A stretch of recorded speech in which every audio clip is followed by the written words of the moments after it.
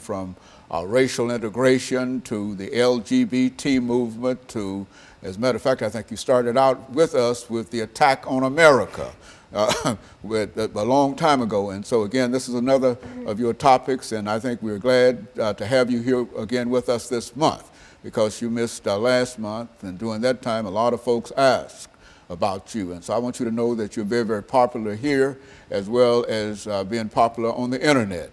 And so let's start off again this morning by having you to give us some information about your background, your education, and your experiences. And then we'll have an opportunity to talk about, during the second segment, the rise and fall of Adolf Hitler. Let's do it from that perspective. As you introduced me, my name is Alana McLaughlin. I have been featured on the show since about 2010, which would be about 5 years. I have a middle school education. I am 13 years old, and I am your granddaughter. I am very involved in the church and my school and programs such as the summer program for verbally and mathematically precocious youth at Western Kentucky University Center for Gifted Studies, as well as their summer camp for academically talented students. I'm also involved in the Junior National Young Leaders Conference, which I am proud to be an alumna of. And I am very close-knit in a lot of movements, like the Black Lives Matter movement and the LGBT movement. And so I like to keep myself aware of today's movements, and I try to get involved in what I can, because I do like to make a change.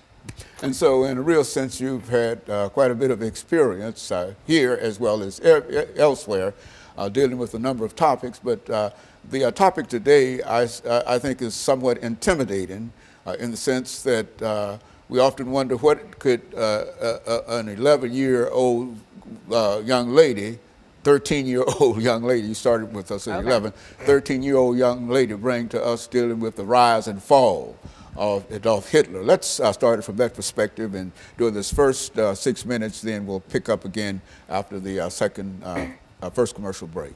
All right, well, the reason I chose this topic was because when I attended the summer program for verbally and mathematically precocious youth, I took a class entitled Nazi Germany and the Holocaust. In that class, we really dissected Nazi Germany, and we dissected the world wars, and we talked about the Holocaust.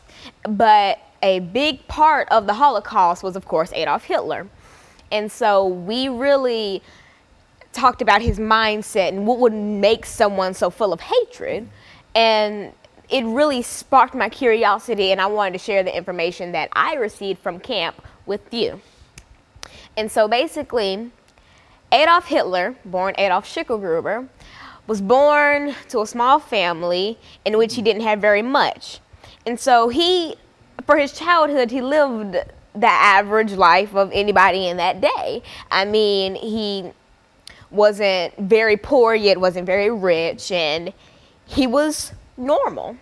But things started to slowly go downhill as both his parents passed away and he was denied entry into art school. That's when Adolf Hitler really hit the cliff and just spiraled into this crazy mindset that we know him for today. And so in a real sense, his background had a very, very important part in terms of why you decided to select the issue of dealing with the Holocaust. As a matter of fact, I think we've talked about the Holocaust on this show before in several other issues dealing with the Second World War. As a matter of fact, you included Hitler as one of the three great dictators when we did that show dealing with the European dictators during the Second World War. I think you included Mussolini, you included Stalin, and you also included Adolf Hitler. And so you're back again dealing with Adolf Hitler.